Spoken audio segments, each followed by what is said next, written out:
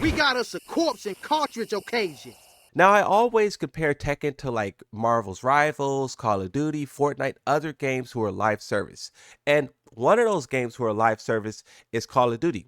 And Call of Duty, for their battle pass and just other things that they sell in the game, they use AI to generate it. They sell AI generated content to players. So think about this the next time you're whining and complaining about Tekken's battle pass. I'm not saying their battle pass is the best. I'm just saying that at least they are putting real time, real effort, and they're not just generating slop like Call of Duty. A long time ago, they found this in the files for Tekken 8. They data mined the game, and it's customization marketplace. You could check character appearance you've downloaded from other players in customization market with managed download appearance on a character select screen. Up to 20 appearances can be saved. And it also says a character customized tutorial. Like, I don't know what that is either, but this is something that was in the files for like months ago, and they still haven't announced it. Also, they didn't show a roadmap for season 2, so we don't know if there's story DLC, if there's this, if there's that.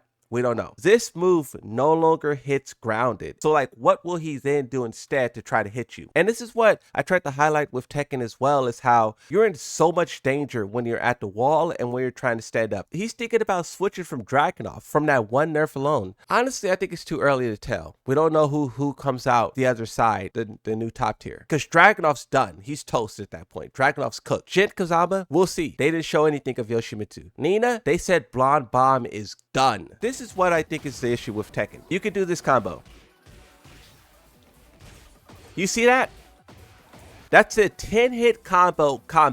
Yoshimitsu's not the only character who could do that. There's a couple others who could do it. But you saw how low to the ground Dragunov was, and I was still able to pick him up. That is a Tekken 8 thing. As for Nina, we have a look at the new move. This is something that players are highlighting as well with this game, is how we don't like projectiles. And they're giving so many characters projectiles, and this one looks like it could be really obnoxious. Like some of the other ones, bro, they're not as obnoxious. Like Victor's pistol, obnoxious. Devil Jin's lasers, not so bad. Even Anna's other string where she shoots dual wield, it's not that bad.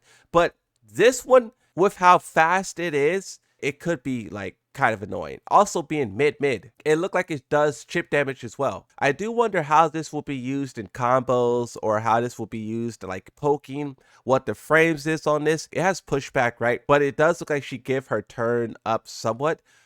So I don't know. It's a weird move. How are we feeling about the two different type of passes? They didn't show the price for season 1. They were forced to give us Clive stage for free. They probably didn't want to do that, but their hands was tied. They can't increase the price after you already paid. You know how they tried to sell the stage separately for like $5? This pass will probably cost 10 more than this one. Why don't they give us a stage for free? We'll see. They could do that still. There could be something like a stage or anything that's not a part of this. This is only what's in the season pass. The 72-hour early access doesn't come with the character pass. It only comes with the character and stage pass. And I know we're all in high spirits for Tekken, but this is egregious. I don't think the 72-hour early access should be there, period. But if it's going to be there, give it to everyone who decided to open their wallet and support your game. We have breaking news, I'm told. Let's look at Michael Murray's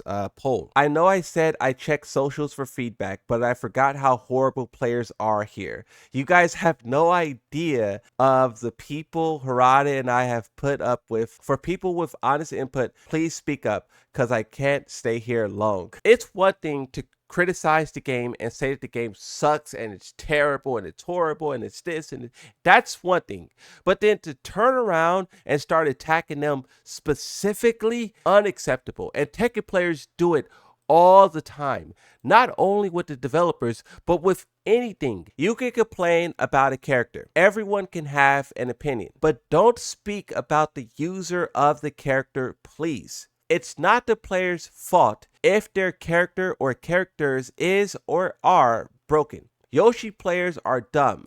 No. The character, maybe yes. The player, no. The one saying that, yes. Attacking the developers, attacking the players, attacking everyone personally is not okay. This is a game, bro. You don't need to insult people. Per the Tekken Talk Live, do you want to know the characters in a whole season ahead of time with just simple concept sketches, or like the current big reveals at EVO, etc.? The way that he phrased it is so skewed. So basically, Tekken would do something like this, where you get no gameplay, you get no concept of the characters and how they would play, and you only get this confirmation of the name and the character. Why would it be simple concept sketches and not a trailer like Street Fighter 6 did? Why do they think that this will impact the big reveals that they do at EVO, etc.? Both can coexist. I like big reveals. If people want to know what's coming, just give them the names with no concept art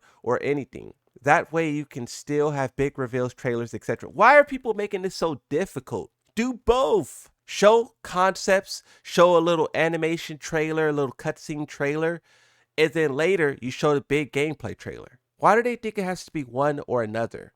Arslan Ash lists out 7 bullet points. 1. Season 2 looks good so far. They're nerfing chip damage and heat, which is amazing. 2. I'll miss how much I abused the blonde bomb. 3. Online rank blah blah. I don't care. Good for you all. Buffing sidestepping is an amazing step. No more getting stuck in many situations. This change that they added will help the players who really understand this game play more defense. But what will they give to people who don't know how to play this game that well, but are still suffering under the same type of oppression? They don't need to be given anything. No catering to casuals. I don't know if I explained that properly, but it's not about catering to casuals. It's about everyone agreeing that defense is trash. But so far, defense has only been made good for people who are really, really good at the game. Anna looks strong is his 5th bullet point, which I agree with. And I wouldn't be surprised if Arslan switched from Nina to Anna. 6. Some characters will, of course, be better than others due to having better crouching tools. Yoshimitsu, his wild standing game isn't the best. He has this move, he has this move, he has this move. He can go into King Cha from that, which makes his wild stand a little bit stronger. So the new heat animation where you run and you attack your opponent and then you come at them with a wild stand and attack will probably not be as good for Yoshimitsu, but not trying to downplay or anything. Yoshimitsu has other things he can rely on. Low unblockable. If he's in no sword stance, he can do hell sweeps, right? But for a character like Kazuya, his wild standing game is one to be feared. Imagine heat charges someone and then they have to guess between that. I think for the Mishimas more than anyone, it will be interesting to see how this heat crouch will affect all of their tools, because he also has that move, right? Number 7, just make Yoshi's crouching sword 30 to 35 frames and we're good. So it's currently 26 frames. If that's what they want to do, make it 30 frames, and fair enough. If they made that change, it will simply be a skill issue at that point. Now let's talk about Ni. He says improvement.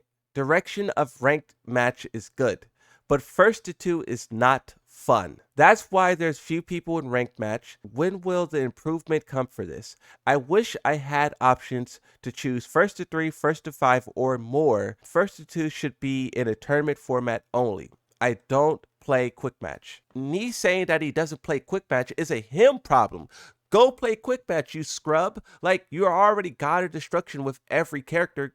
Go do your death matches somewhere else. We're not going to alter the whole way that rank operates because you don't want to play quick match. Like, no, that's not how it works, bro. People really abuse the system in the past, and I think it's good that the developers is not allowing people to do that. Like, it could be someone my same rank in Tekken 7, and I beat them, and I'm like, oh yeah, I could definitely beat this person again. Rematch, smoke them again. Bro, we all done it. You would be a liar to say that you haven't done it at least once. Like, everyone done it, and it's good that they're not allowing people to do it. Now, if you want to talk about the first to 2 set, people not completing the set, all of that stuff, fair enough. I think if they want to make the set mandatory, you got to distribute points for the entire set. But also with the way that season 2 is going to operate, the points is going to be so different. Everything's going to be different. So we'll see how that pans out. Ni is very used to long sets, though. I understand that, but we're not going to like change. This isn't accommodate Ni. You know, this isn't what makes Knee comfortable. It's ridiculous, in my opinion, to ask for everyone to play a different game because you don't want to go to player match. So she shoots this rocket. It has purple coloring. And from that, Nina is now hit with this purple glow. And players are wondering, what is this purple glow? Huge pushback. This is on hit. Huge pushback on hit. Nina obviously has the advantage though because Anna recovers and Nina's already doing this forward attack. It's probably poison. Oh, but it goes away. As soon as she gets hit right there, it goes away. And soon as Nina makes contact with Anna, the purple goes away. So now that I'm seeing this, it makes me think once again that it's poison. You are probably taking damage until you hit Nina. That's my final answer. Locking it in. We'll see when the time comes. They also have these new Tekken God of Destruction ranks. And this birthed the most glorious meme. Silence, God of Destruction. A God of Destruction 1 is talking. And then you also have the other way around where it's Silence, God of Destruction Infinite. A God of Destruction is talking. Bro, what? These pro players are going to be ruthlessly bodying each other. We think of all pros as the same, but it's not the case. Now we'll be able to fully see which pros are the trash pros who are stuck on God 1 and which ones are the real lab monsters who got God Infinite, right? For this screenshot here, someone thinks they cracked the riddle. They sent me this image, but I'll read you what it says. It says, "So Moon, I think the stage and character in Summer is probably the new original Tekken character they were talking about. Cause I don't think they would mention something like that and wait a whole year to release it and or wait until autumn to release it with no stage. So Autumn DLC is probably a returning character because no stage, and they would probably want to release someone that can match the hype of a new original character, someone like Heihachi, which I'm guessing is Armor King for winter. It's obvious another DLC character. What do you think?" I think that is a very, very good point. Because yes, they wouldn't say new original character and then wait all the way until December to show that character.